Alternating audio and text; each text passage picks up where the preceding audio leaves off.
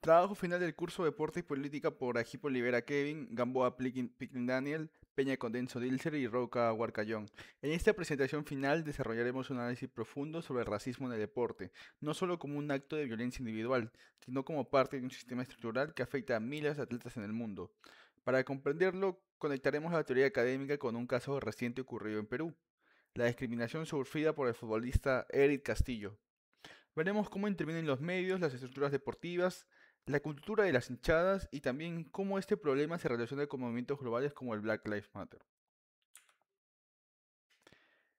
Eric Castillo, futbolista ecuatoriano que jugaba en el campeonato peruano, fue víctima de un grave acto de racismo durante un partido reciente.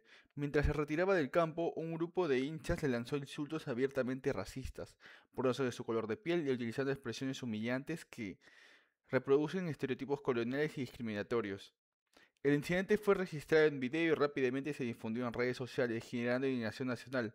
Aunque el club del jugador pidió sanciones, el caso evidenció nuevamente la falta de una respuesta firme por parte de algunos sectores del fútbol peruano y la debilidad de los mecanismos institucionales para proteger a los deportistas afrodescendientes. En los medios de comunicación y la normalización del racismo. Comencemos con el rol de los medios. De acuerdo con González, la prensa deportiva peruana contribuye a normalizar discursos racistas. Muchas veces los insultos o agresiones son minimizados en titulares o presentados como simples excesos de la hinchada. Esto tiene una consecuencia directa. La sociedad percibe estos actos como parte natural del juego. En el caso de Eric Castillo, el tratamiento mediático fue clave. Algunos programas suavizaron lo ocurrido e incluso justificaron el comportamiento de los hinchas, reforzando la idea de que la discriminación pues era aceptable. Los medios no solo narran el deporte, construyen cómo vamos a entender a la sociedad. El, el racismo en el fútbol como fenómeno global. Para comprender mejor el problema, necesitamos mirar más allá del Perú. Durán González y Jiménez Martín, 2006. Explican que el racismo en el fútbol es un fenómeno global. Ocurre en Europa, América Latina y otros continentes. Los estadios se convierten en espacios donde se expresan tensiones raciales que ya existen en la sociedad. Esto significa que lo ocurrido con Castillo no es un caso aislado de algunos hinchas descontrolados, sino parte de una tendencia internacional que muestra que el fútbol refleja y muchas veces amplifica desigualdades raciales. Los antecedentes oficiales en el fútbol peruano. El Ministerio de Cultura del Perú 2016 recopiló numerosos casos de racismo en el fútbol entre el año 2013 y 2015. Los informes incluyen insultos, gritos, imitaciones de sonidos, agresiones verbales hacia jugadores afrodescendientes y sanciones que muchas veces fueron mínimas o inexistentes. El caso de Eric Castillo, entonces, se suma a un historial prolongado de discriminación que demuestra que este problema no ha sido aún resuelto. Exclusiones estructurales en el deporte. Martínez Mina señala que el deporte funciona muchas veces como un espacio de exclusiones estructurales. Aunque su investigación se centra en el fútbol femenino, la lógica es la misma. Los grupos históricamente marginados enfrentan barreras dentro de las instituciones deportivas. El racismo contra Castillo no es un hecho individual, es parte de una estructura social que reproduce desigualdades y que limita la participación plena de atletas afrodescendientes. Lenguaje racista e identidad excluyente. Ambos autores explican cómo el lenguaje y la identidad deportiva se convierten en herramientas de exclusión.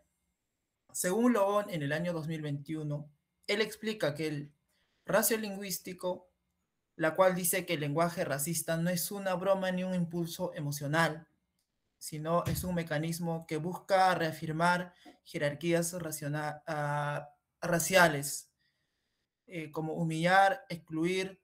Los insultos hacia Castillo son un ejemplo claro de este mecanismo. Y por otro lado, dice Caspintegui en el año 2022, él señala que el deporte crea identidades colectivas muy fuertes. El nosotros, la hinchada contra los otros. Cuando se combinan estas identidades con el lenguaje racista, se generan dinámicas de exclusión que justifican la violencia simbólica y verbal. Black Lives Matter y deporte. Según González, él señala en el año 2022, él analiza cómo Black Lives Matter transformó el deporte mundial al visibilizar la violencia racial. Atletas de élite en Estados Unidos y Europa denunciaron públicamente estas injusticias, relacionando con esto con Eric Castillo. Vemos que su caso forma parte de esta dinámica global. Los deportistas afrodescendientes están reclamando respeto y protección institucional y estas sanciones firmes contra la discriminación. En Perú no es ajeno esta conversación internacional. Racismo estructural hacia afroperuanos en el deporte. Como indica el autor Pulgar Vidal en el año 2021, él analiza cómo el deporte peruano puede ser en algunos casos un espacio de exclusión, pero en muchos otros se produce la exclusión hacia la población afroperuana. El caso de Castillo lo demuestra claramente. A pesar de su talento y reconocimiento público como deportista, sigue siendo objeto de racismo estructural. Este marco nos ayuda a entender que el problema no está en un grupo de hinchas, sino es una estructura social más amplia que sigue la discriminación a personas afrodescendientes. Esto confirma que el racismo y el deporte peruano no solo es visible, sino persistente. Deshumanización e instrumentalización del deportista. Según Serremejane, el deporte de alto rendimiento tiende a instrumentalizar al deportista, pues su cuerpo, su rendimiento o incluso su imagen se convierte en objetos de espectáculo. Esta instrumentalización tiene un efecto ético pues muy grave, ya que deshumaniza a los jugadores. Cuando un deportista es visto como un objeto, la sociedad desarrolla menos empatía hacia él y en ese contexto, agresiones como los insultos racistas se vuelven normales o tolerantes. En el caso de Castillo, esta deshumanización permitió que los hinchas se sintieran con derecho a atacarlo sin asumir consecuencias morales. La globalización del deporte. El autor Illa explica cómo la globalización ha convertido al deporte en un fenómeno observado por millones en tiempo real. Esto significa que los actos raciales ya no quedan encerrados en en un estadio, sino se vuelven virales. En el caso de presentado, no solo tuvo una repercusión en el país, sino que se inserta en un debate global, pues la globalización obliga a los clubes o ligas y federaciones a asumir mayores responsabilidades, ya que el mundo los observa. Lo ocurrido con Castillo demuestra la necesidad urgente de políticas firmes, sanciones reales y un cambio cultural profundo en el deporte.